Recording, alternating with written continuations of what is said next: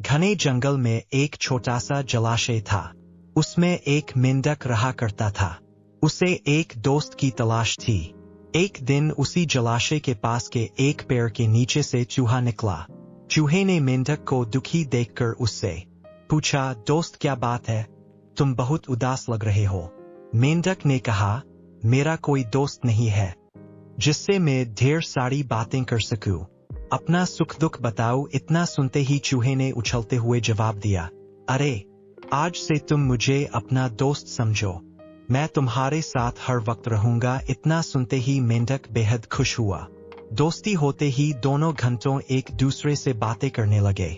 मेंढक जलाशय से निकलकर कभी पेड़ के नीचे बने चूहे के बिल में चला जाता तो कभी दोनों जलाशय के बाहर बैठकर काफी बातें करते।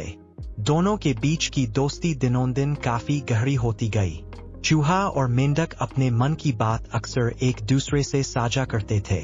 होते होते मेंढक के मन में हुआ कि मैं तो अक्सर चूहे के बिल में उससे बातें करने जाता हूँ, लेकिन चूहा मेरे जलाशय में कभी नहीं आता। ये सोचते सोचते चूहे को पानी में लाने की मेंढक को एक तरकीब सूझी।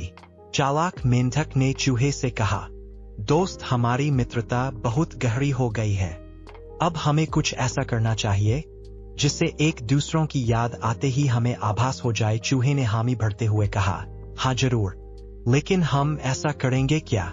पुष्ट मेंढक फटाक से बोला, एक रस्सी से तुम्हारी पूंछ और मेरा एक बार पैर बांध दिया जाए तो जैसे ही हमें एक दूसरे की याद आएगी तो हम उसे खींच लेंगे, जिससे हमें पता चल जाएगा। चूहे को मेंढक के छल का जरा भी अंदाजा नहीं था, इसलिए भोला चूहा एकदम इसके लिए राजी हो गया। मेंढक ने जल्दी जल्दी अपने पैर और चूहे की पूंछ को बांध दिया। इसके बाद मेंढक ने एकदम पानी में छलांग लगा ली। मेंढक खुश था क्योंकि उसकी तरकीब काम कर गई। वहीं जमीन पर रहने वाले चूहे की पानी में हालत खराब हो गई। कुछ देर छटपटाने के बाद चूहा मर गया। बाज आसमान में उड़ते हुए यह सब रहा था। उसने जैसे ही पानी में चूहे को तैरते हुए देखा तो बाज तुरंत उसे मुंह में दबाकर उड़ गया। दुष्ट मेंढक भी चूहे से बंधा हुआ था, इसलिए वो भी बाज के चंगुल में फंस गया। मेंढक को पहले तो समझ ही नहीं आया कि हुआ क्या। वो सोचने लगा आखिर वो आसमान में उड़ कैसे रहा है। जैसे ही उसने ऊपर देखा तो बाज को देखकर वो सहम गया। वो भगवान से अपनी जान की भीख मांगने लगा, लेकिन चूहे के साथ साथ बाज उसे भी खा गया। मेंढक और चूहा की कहानी से सीख, दूसरों का नुकसान पहुंचाने की सोच रखने वालों को खुद भी नुकसान उठाना पड़ता है।